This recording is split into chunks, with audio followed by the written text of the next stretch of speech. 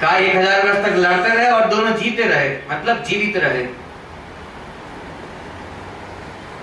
इतना कठिन युद्ध किया, इतना कठिन परिश्रम किया, इतनी मेहनत की जीतने के लिए, जैसे हम लोग कर रहे हैं दिन रात जीतने की। सुख को जीतना चाहते हैं, सुख के ऊपर विजय प्राप्त करना चाहते हैं, सुख को अपने अधीन कर लेना चाहते हैं, सुख को, सारे सुखों को अपना दास बना लेना चाहते हैं, ताकि फिर अब कभी दुख भोगना ना पड़े। इसीलिए ना, कहिए, बोलिए,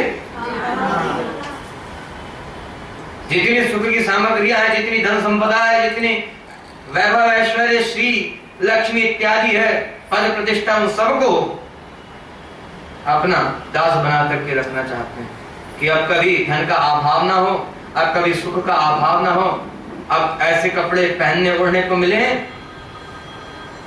जो कभी उतारना ना पड़े, ऐसा महल मकान मिले जिससे कभी बाहर न जाना पड़े, सब कुछ यही मिल जाए, वो प्राप्त करना चाहते हैं, अर्थात सारे सुखों को चाहते हैं। लेकिन यही नहीं हो पा रहा है, और इन सुखों को प्राप्त करने के लिए परिस्थितियों से लड़ रहे हैं, दिन रात युद्ध कर रहे हैं। कोई भी परिस्थिति आती है उससे लड़ना तो पड़ता ही, युद्ध तो करना पड़ता ही है, नहीं? कोई भी कठिन स्थिति आ जाए उससे लड़ना तो पड़ता ही है। सुख को प्राप्त करने के लिए छीना झपटी करनी पड़ती है, लोगों से ईर्ष्या द्वेष करते हैं, छीना झपटी करते हैं, छल छल करते हैं, व्यापार में घाटा हो गया उस परिस्थिति से लड़ना ही है, नौकरी छूट रही है उस परिस्थिति से लड़ना ही है, सब कुछ खत्म हो गया, परिवार के लोगों को तब भी सुखी रखना है, ऐसी कठिन परिस्थिति से लड़ना ही है कि परिवार के सब लोगों को सुखी कैसे रखें। कोई रोग हो गया, बीमारी हो गई तो उससे लड़ना ही है कि इससे कैसे छूटे। दिन रात ये लड़ने का, युद्ध करने का क्रम चल रहा है, किसी न किसी से युद्ध हमेशा करना ही है और कर रहे हैं। लेकिन इन सब का परिणाम क्या मिल रहा है? दुख ही मिल रहा है। 1000 वर्ष बीत गए लड़ते लड़ते। ऐसे ही हम सबके अनंत जन्म बीतते हैं, सुख को प्राप्त करने की इच्छा करते करते और प्रयत्न करते करते, कोशिश करते करते, अनंत जन्म, 1000 जन्म नहीं, अनंत जन्म बीत गए, पता ही नहीं कितने। फिर क्या किया जाए ऐसी स्थिति में? सुखदेव जी कह रहे हैं, परीक्षित, अंत में पकड़ करके डुबा ही दिया। ये बड़ा दुखी हुआ गजेंद्र, क्यों? सब छोड़ छोड़ करके चले गए। इसने विचार किया कि अब कौन रक्षा करने वाला, जब सब चले ही गए तो अब कौन बचाएगा इस परिस्थिति से, कौन दूर करेगा, कौन छुड़ाएगा इस संकट से। खूब विचार कर लिया, कोई ध्यान में नहीं आया कि कौन छुड़ा सकता। ऐसे ही जब हम लोगों के ऊपर संकट आते हैं तो अपने सगे संबंधियों को पुकारते हैं, बचाओ, रक्षा करो, ये करो, ये करो, ये करो, और यही करते करते करते कोई रक्षा नहीं कर पाता। अंत में पकड़ करके जब डुबो ही दिया, तब याद आया, भगवान का नाम लिया, तब भगवान का स्मरण किया। सुखदेव जी कह रहे हैं, परीक्षित, भगवान का स्मरण किया और भगवान वहां से गरुड़ जी के ऊपर सवार होकर के चल दिए। जैसे ही आकाश में देखा, भगवान के दर्शन हुए,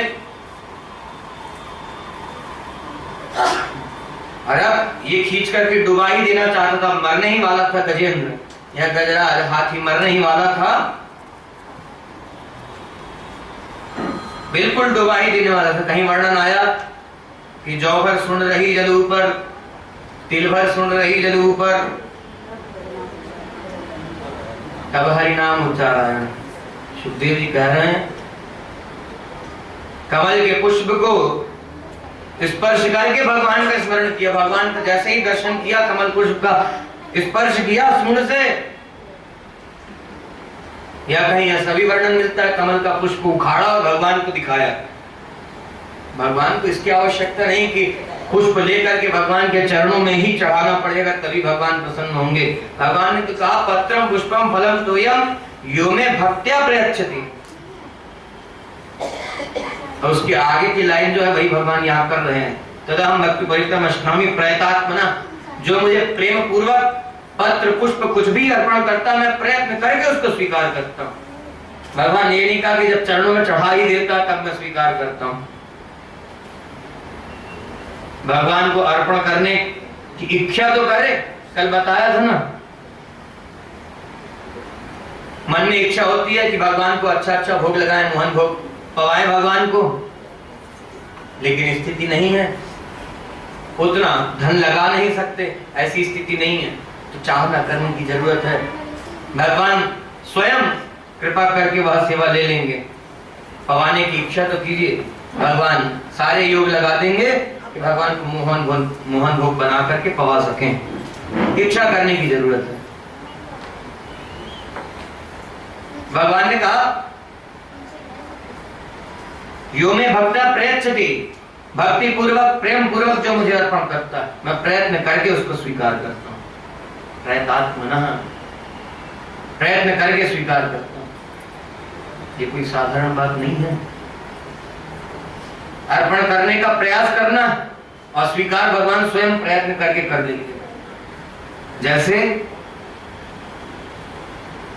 पिताजी छोटे बच्चे को कोई वस्तु देते हैं और बहुत उतावला है, पिताजी ने कहा बेटा चॉकलेट चाहिए, दिखाई, बेटे ने तुरंत झपट ली हाथ से।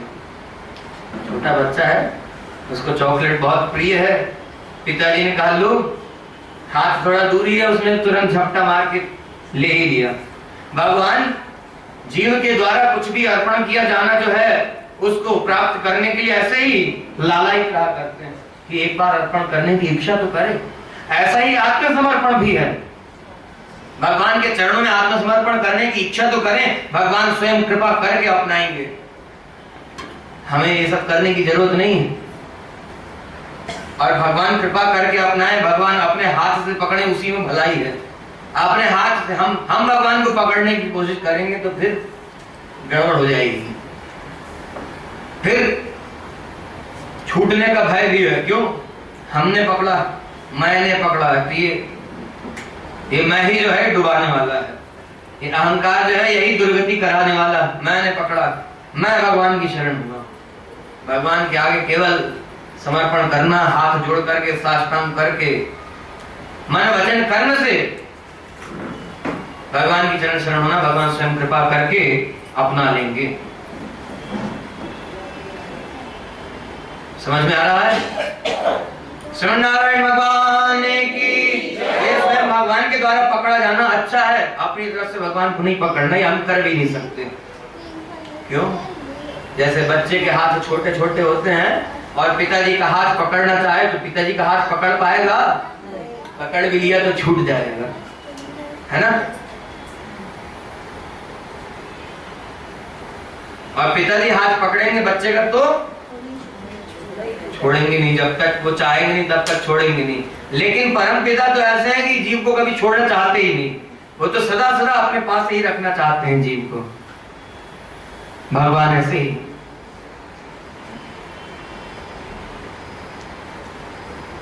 ऐसे भगवान के दास बनना। तो एक बार इच्छा करने की जरूरत है। भगवान ने कहा तुम खाली इतना ही करो, सब कुछ छोड़ करके मेरी चरण शरण में आ जाओ, बाकी सब मैं करूंगा। क्या? तुम्हारे सारे पापों को मैं छुड़ाऊंगा, अपने में प्रवृत्ति तुम्हारी मैं कराऊंगा, मेरे चरणों में जो तुम्हें लगाना है। मतलब जीव का जो भगवान को प्राप्त कर लेना है वह भगवान अपनी प्राप्ति जीव को स्वयं ही कराते हैं। भगवान ने कहा खाली तुम एक बार चरण शरण तो हो, तुम्हारे सारे पापों को छुड़ा दूंगा और जो मेरी प्राप्ति रूपी फल है, मत प्राप्ति रूपी फल जो है वह भी मैं ही कराऊंगा। और फिर मिलकर के कभी छूटना ना हो, अर्थात जिस वस्तु को प्राप्त कर लिया उसकी रक्षा हो जाए, अर्थात भगवान का मिल जाना जो है, भगवान मिल गए तो फिर छूटे ना, ये भी स्वयं भगवान को ही करना। अपने को कितना करना? केवल भगवान के चरण शरण ही तो होना है, सकृदेव प्रपन्नाय के अनुसार। आपका ही दास हूं, आपकी ही चरण शरण होता, बस इतना ही तो करना, बाकी सब भगवान करेंगे। इसलिए कहा भगवान ने प्रयत्न करके स्वीकार करता हूं। भगवान ऐसे सरल सुलभ, ऐसे दयालु कृपालु हैं। एक पुष्प भी अर्पण किया, एक तुलसी का पत्ता भी अर्पण किया तो भगवान उसको भी बहुत मान लेते हैं। अजामिल का नहीं माना, अपने पुत्र को पुकारा था, नाम नारायण था पुत्र का, भले ही पुत्र को पुकारा मगर नारायण नाम को उच्चारण किया तो भगवान ने बुद्धि सुधार दी और भगवान का भजन करता हुआ भगवान की चरण शरण होकर के भगवान के दिव्य धाम को गया। ऐसा दास बनना। जैसे ही भगवान का दर्शन किया, कमल पुष्प का स्पर्श किया और बिल्कुल आर्त होकर के पुकारा, मतलब अब कुछ नहीं हो सकता, अब तो बल सब समाप्त ही होने वाला है, तो सब खत्म ही होने वाला, रक्षा कीजिए। एकदम आर्त होकर के पुकारा। भगवान कितने सरल हैं, कितने सुलभ, ऐसे दयालु कृपालु। देरी प्रभु जान बदल ले गरुड़, देरी प्रभु जान